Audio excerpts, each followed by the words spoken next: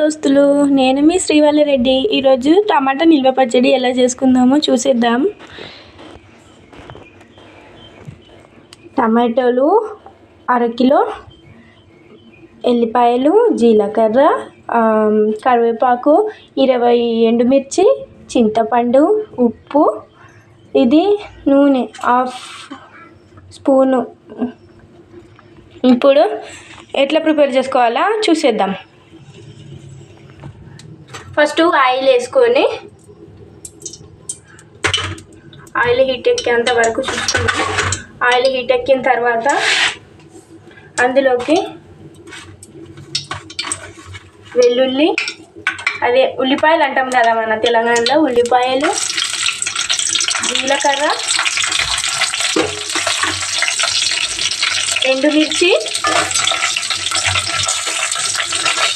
అది మంచిగా ఫ్రై చేసుకున్న తర్వాత కరివేపాకు,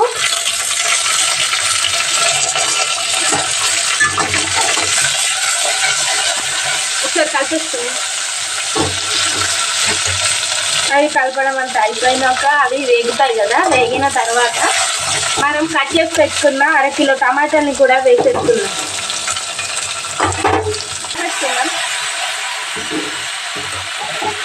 ఇప్పుడైతే మూత పెట్టేసుకుందాం. అది 15 నిమిషాలు మంచిగా మగ్గిన తర్వాత కొంచెం చింతపండు అయితే తీసుకున్నాం కదా, ఆ చింతపండుని కూడా వేసేసుకుందాం. కలిపేసుకుందాం.